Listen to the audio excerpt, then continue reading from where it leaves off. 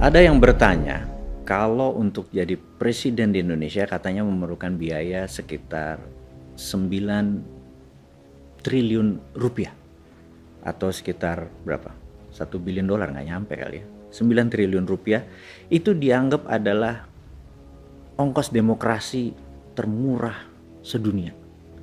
Jadi jika seseorang memiliki 9 triliun, maka peluang dia untuk menjadi presiden atau pemimpin di Indonesia itu besar gitu.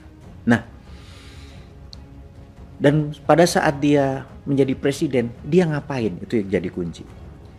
Dia akan memegang hampir 2.000 triliun anggaran nasional. Anggaran nasional 2.000 triliun. Dan kita tahu PDB kita adalah 16.000 triliun, alias yang 14.000 triliun adalah pihak swasta. Yang menarik, kita sekarang gunakan terminologi dolar. Jadi 2.000 triliun itu sekitar 130 atau sampai 150 billion dolar. Itu nilai APBN Indonesia. Berita buruknya, di dunia ada lebih 500 perusahaan yang nilainya, yang omsetnya lebih besar dari 150 billion dolar. Kita ambil contoh, Apple. Itu sudah 1.000 billion, alias sudah 7 kali dari besarnya APBN Indonesia. Dan untuk menjadi pemimpin Apple tidak harus masuk gorong-gorong. Itu sederhananya ya, ngapunten ya. Ini hanya kiasan loh, contoh. Tidak harus mempermalukan dirinya untuk tidak jadi dirinya gitu ya. Dan untuk itu sulit seorang bosman ini mencalonkan diri menjadi presiden karena para kandidat-kandidat yang lain itu humble orangnya, rendah hati. Bosman itu nggak bisa rendah hati. Contoh rendah hati ini, kalau kandidat yang lain ya ketemu 10 warga Indonesia yang tidak pakai sepatu, maka kemungkinan besar atau mungkin malah secara natural mereka akan mencopot sepatu tersebut supaya menjadi satu rata, menjadi sejajar dengan warganya. Gak mungkin kan bosman jadi memperlakukan seperti itu. Bosman apa yang dilakukan? Kalau ada 10 warga nggak pakai sepatu, dia nggak bakal copot sepatunya. Yang pasti adalah gue beliin itu semua orang sepatu biar sama pakai sepatu. Itu aja bedanya. Jadi kita tuh nggak humble, paham ya? Nah karena itu kan sulit kan bosman jadi presiden. Lalu siapa yang punya duit 9 triliun, 10 triliun itu? Ya oligarki.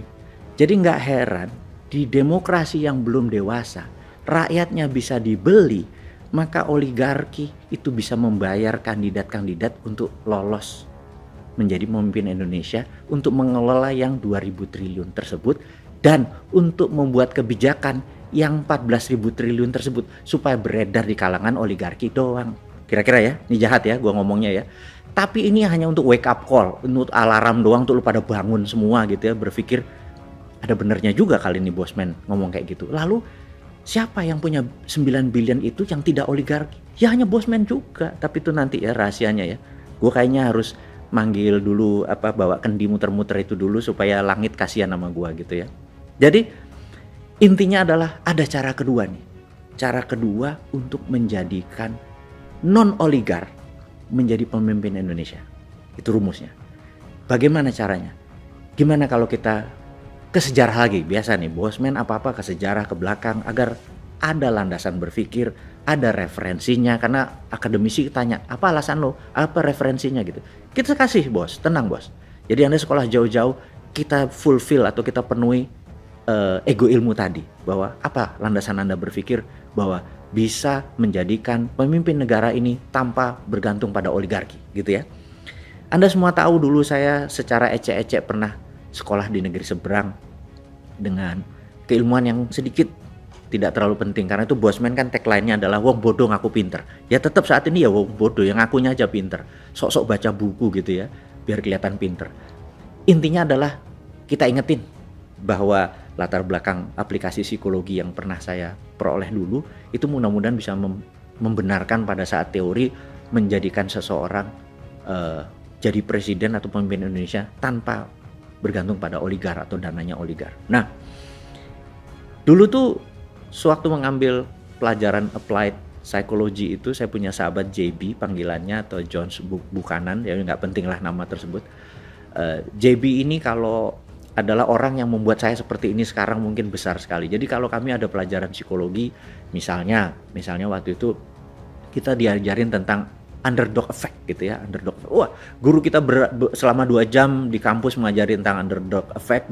Profesor namanya Profesor Stadler, well respect profesor di California gitu ya, dia mengajarkan. Terus wah, JB ini selalu exciting gitu ya, begitu keluar selalu dia bilang, lu ngapain nih gitu ya, nggak ngapa-ngapain, lu tolong gua. Jadi saya tuh selalu jadi victimnya dia, karena dia asisten dosen. Jadi kalau dia seneng, nilainya tinggi, dosen tinggal oke-oke aja karena muridnya banyak gitu ya. Nah, JB ini selalu bilang, what do you do? Nothing.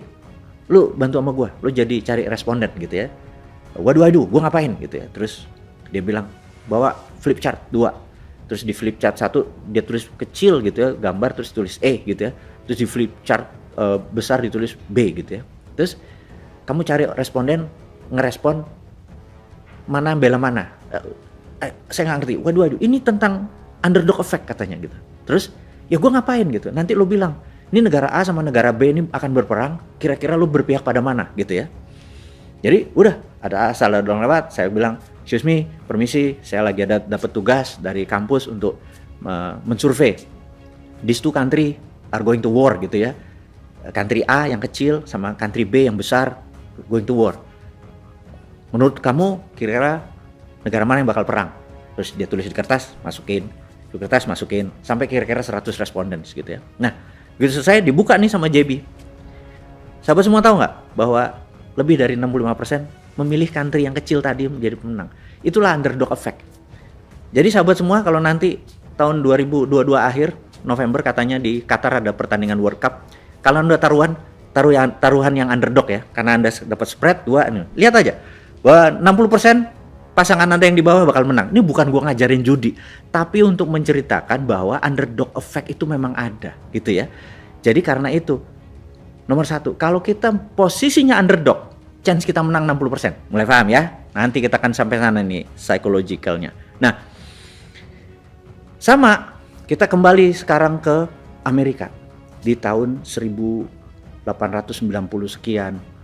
Itu oligar Amerika, ada namanya Vanderbilt yang memiliki jaringan kereta api, ada Rockefeller yang memiliki kontrol atas minyak bumi dan Jean Paul Getty, kemudian ada JP Morgan sebagai funder yang sangat besar, ada raja besi yang namanya Carnegie gitu ya, Andrew Carnegie. Orang kayanya luar biasa banyaknya dan benar-benar kaya. Bahkan kekayaan para oligar itu dibandingin kekayaannya Bank Sentral Amerika masih kaya oligar gitu ya. Untuk bukti. Kita teman-teman muda ini kan, Anda semua adalah gadget dan bangsa yang digital sekali. Zilenial dan milenial yang antara 40 tahun ke bawah ini Anda adalah generasi digital. Anda cek di Wikipedia. Di tahun 1899 Filipina waktu itu minta merdeka dari Spanyol, dan syaratnya Spanyol gampang, minta bayar 20 billion US dollar. Valuasi kira-kira waktu itu ya, tentunya dalam mata uang, bukan dolar. Dan Filipina tidak punya uang seperti itu, maka Filipina meminta Amerika, karena itu dalam pandangan lain Filipina adalah negara yang dimerdekakan Amerika dan Filipina adalah bangsa yang dikontrol oleh Amerika, karena kemerdekaan dibeli. Beda kayak Indonesia, kemerdekaannya pakai bambu runcing tumpah darah. Indonesia memang fight memperoleh kemerdekaan tersebut gitu ya. Sekali lagi, kita bukan merendahkan Filipina, tapi sejarah bangsa itu membuat berbeda, kita harus respect satu sama lain. Nah, pemerintah Amerika waktu itu tidak punya 20 billion dolar. Pemerintah Amerika minta ke Andrew Carnegie. Apa yang terjadi? Andrew Carnegie membayar kemerdekaan Filipina, yang sampai dia mati dia nggak pernah menginjak Filipina. Nah, karena Andrew Carnegie disebut bapak filantropi dunia, bahkan foto Andrew Carnegie ada di Bill Gates, karena itu Bill Gates mengklaim dirinya adalah the biggest filantropi atau penyumbang, tapi dia nggak akan pernah bisa. He never could be like Andrew Carnegie, karena Andrew Carnegie better, dia memerdekakan sebuah negara. Nah, jadi kita lihat oligarnya itu lebih kaya daripada bank sentral gitu. Nah, karena oligar itu kaya, presiden-presiden Amerika siapapun itu pasti oligar yang membiayai gitu ya. Nah, sampailah di tahun 1910, 11, 12 sampai segala macam, di mana oligar itu sangat kuat mengendalikan, kaya miskinnya sangat ekstrim, buruh itu nggak ada nilai dan sangat rendah kesehatannya, kelayakannya untuk hidup sangat rendah, dan banyak yang gerah, sudah yang gerah. Nah, sampailah suatu hari ada 3 orang kalau di Indonesia ya, kayak lembaga survei gitu ya, yang suka mensurvei konstituen atau mensurvei calon kandidat gitu. Nah, 3 orang ini sedang duduk-duduk di kafe, kemudian dia menengok ke samping, itu ada satu orang senator, ya cukup biasa aja, nggak dibilang loser tapi juga nggak dibilang spesial. Senator ini bernama Warren Harding gitu ya. Nah, dia tinggi, besar, ganteng, dan dia lagi shoe shining, lagi nyemir sepatu, kan dulu duduk itu ada yang nyemir. Terus mereka bertiga ngeliat, wih, ini orang keren juga, boleh juga nih kita jadiin presiden gitu ya. Itu kata 3 orang itu.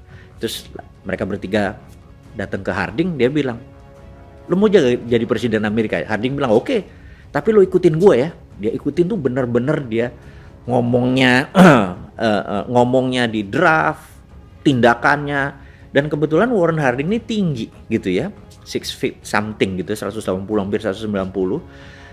Secara psikologi, sekali lagi ini ilmu psikologi, kalau orang tinggi itu maka orang kita yang di bawah ngelihatnya itu posisinya submission, atau bahwa di atas tuh posisinya otoritatif gitu ya. Jadi karena dia tinggi, ngelihat orang tuh otoritatif, jadi kelihatannya keren gitu ya. Jadi mengerti kenapa orang tinggi terkadang mempunyai nilai lebih gitu ya. Nah, Warren Harding ini tidak pinter-pinter banget, tapi di semua perkataannya, tindakannya di drill oleh 3 orang ini.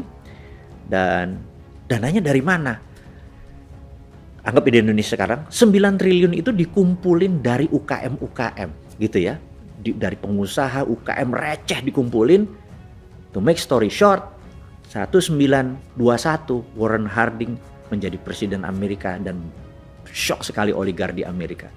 Dia nggak berumur panjang, hanya 2 tahun dia di Gedung Putih, dan dia bisa dikatakan presiden terkorup karena banyak sekali oligar-oligar membayarin dia, dan dia terima. Tetapi timnya dia membentuk sesuatu yang baru.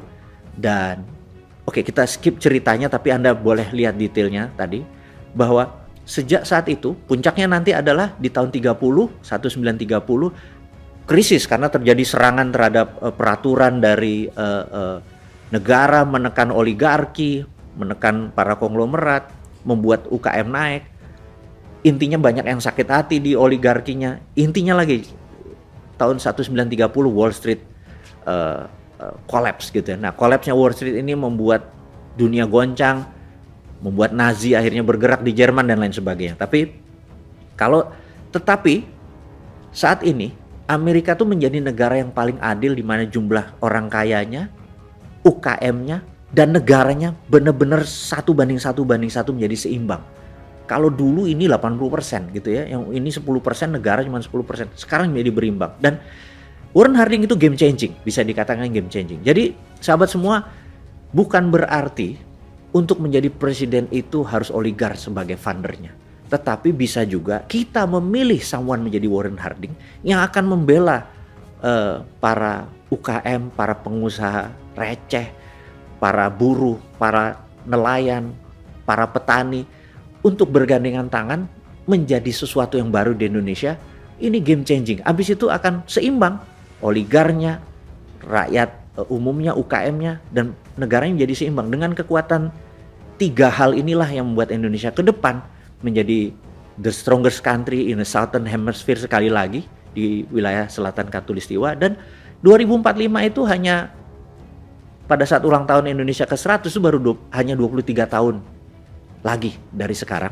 Dan tidak mungkin kalau ini semua terjadi di 2024, Indonesia akan menjadi negara yang powerful dengan tidak menghilangkan oligar, tapi menyeimbangkan kekuatan pasar dan kekuatan pengaruh. Saya rasa pelajaran kali ini adalah sampai di sini dulu. Terima kasih buat Anda semua. Salam sehat selalu.